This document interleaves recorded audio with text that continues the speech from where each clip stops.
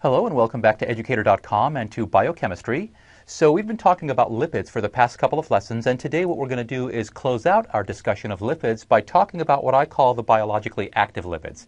That's not to imply that the other lipids are not biologically active, but what I mean by that is that these lipids that we're going to talk about today, they are not used as fuel storage, in the fat cells or sequestered in membranes. So in some sense, they're sort of locked in, not really moving around much. By biologically active, I mean something that's actually free to move around and engage in some sort of chemistry. So that's all I meant by that. I didn't mean to imply that others were not biologically active.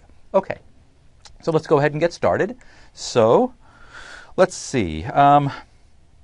Let's go ahead and start by discussing a molecule called phosphatidyl inositol. So let me go ahead and draw a structure here. Let me see, where should I draw it? And let me go ahead and use blue. I always like blue. So let's go this way. Let's go a little bit further over here. So C, C, C. Let's go, we have our CH3, 10, CH3, and then we have our O, and then we have our other carbonyl here, and then we have CH2, 7, then we have another C, we have a double bond here, and then we have a CH2, it looks like we have another 7, and CH3. So this is our diacyl glycerol part. So again, we're just attaching something to glycerol. And of course, well, not of course, in this particular case, we are going to have a glycerophosphate. So glycerol, we're going to have the phosphate linkage. So we'll go ahead and put that in. And we have our oxygen. So this is a phosphate ester. And let's go ahead and draw in our, what looks like a sugar unit. So this is going to be I'll go ahead and draw things in, and then I'll go ahead and label. So that's that, that's that, that's that, and that's that. And I'll go ahead and label these. This is 1, 2, 3, 4, 5, and 6. In this particular case, this is the numbering on this particular section. So this is phosphatidyl inositol. So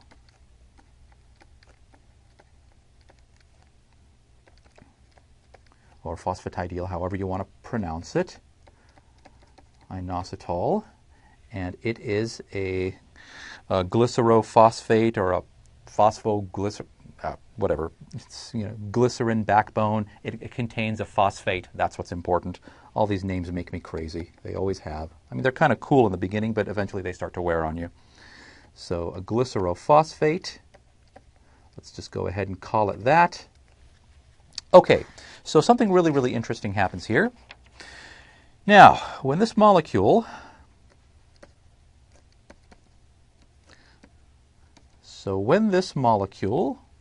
is activated, so this is an example of its biological activity, is activated by an extracellular stimulus, so something outside the cell binds and activates it, gets this process going.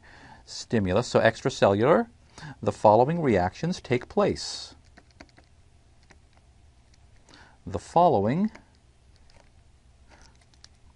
I'll just go ahead and write reactions, not a problem. The following reaction sequence, how's that? Okay, so the following reaction sequence takes place. Okay, let me go ahead. I wonder if I should start on this page or actually go to the next page. You know what? Let me just go ahead and start on this page. That's not a problem. So let me go back to blue. So I'm just going to write phosphatidyl inositol. Okay, so this is that.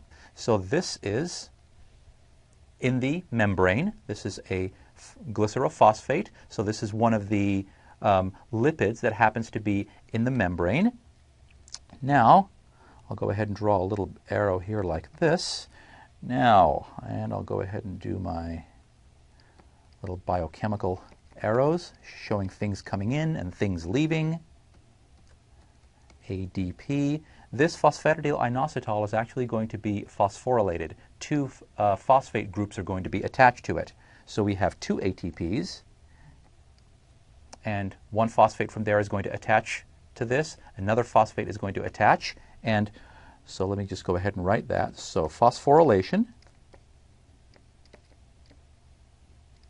Phosphorylation while in the inner leaflet. So in this particular case, it takes place on the inner leaflet of the membrane. And what I mean by that is you have, of course, the outer leaflet, and this is outside the cell. And then, of course, you have the inner leaflet. This is inside the cell. And, of course, you have your here. So inner leaflet, it's the one that's facing inside the cell. So phosphorylation while on the inner leaflet of the cell membrane. So what happens is this thing ends up getting phosphorylated, and what you end up with is the following molecule. You end up with phosphatidyl inositol 4,5-biphosphate. So that's it. We take a couple of the phosphate groups from ATP, we spit out ADP, we take those phosphate groups, and we're going to attach them to the 4 and 5, here and here. So that's it. So I won't redraw the structure, but it's phosphatidyl inositol 4,5-biphosphate. We're going to call that PIP2 in just a minute. Okay, so now let me go ahead and go to the next page and rewrite this so we can continue on with this reaction sequence. So phosphatidyl inositol 4,5-biphosphate, which we will call PIP2. Something happens that's very, very interesting. So I'm going to draw it this way. I'm going to go, actually make a little more room because I want to write right above the line. That's one thing. And then go ahead and do that. So here, I'll do this one in red. An enzyme. Oops. An enzyme called phospholipase. Phospholipase C, actually.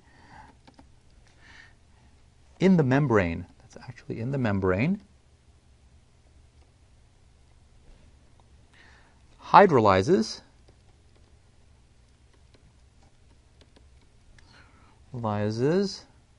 the glycerol phosphate bond.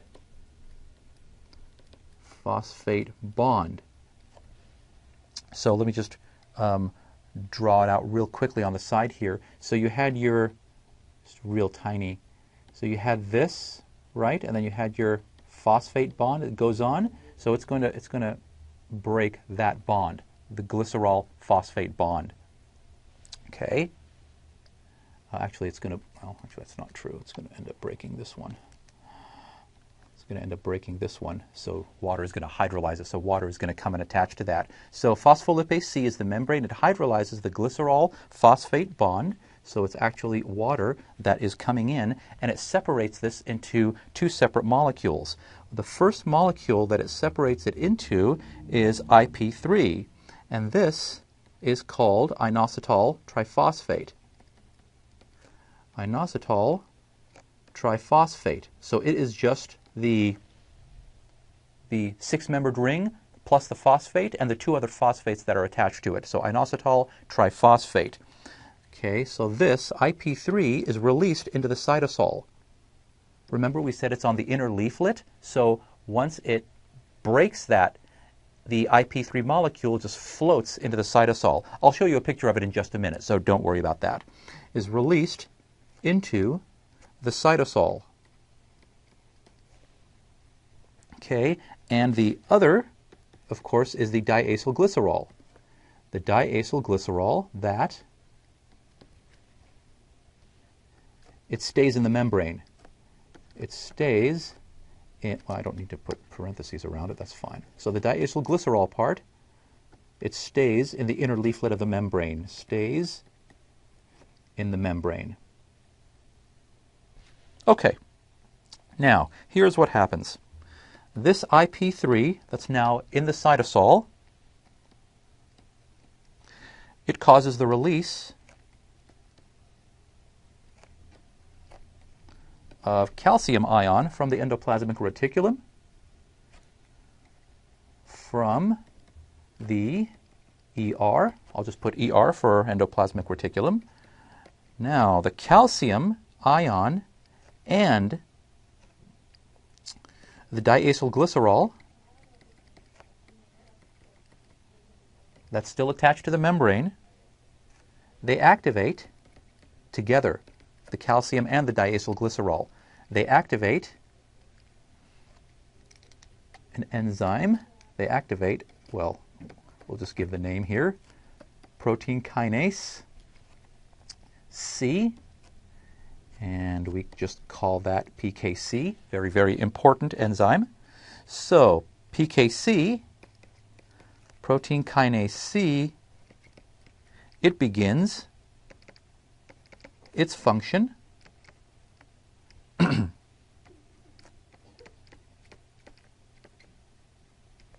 of regulating further enzymes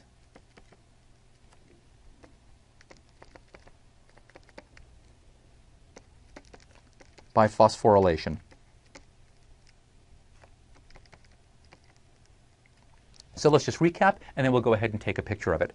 So you have this phosphatidyl inositol, an extra cellular stimulus, ends up causing it to be phosphorylated. It ends up breaking it up. It phosphorylates it. And so what you end up with is this phosphorylase, phosphatidyl inositol 4,5-biphosphate, the PIP2. Phospholipase C in the membrane, it hydrolyzes the glycerol phosphate bond. It breaks it up into two separate things. The IP3 is released into the cytosol. The diacylglycerol stays in the membrane. The IP3 causes the release of calcium from the endoplasmic reticulum. The calcium and the diacylglycerol activate protein kinase C. And protein kinase C starts its function of regulating further enzymes to do whatever it is that they're going to do. So this signal pathway that's taking place from this phosphatidyl inositol. Okay, now let's go ahead and take a look at this schematically or diagrammatically here.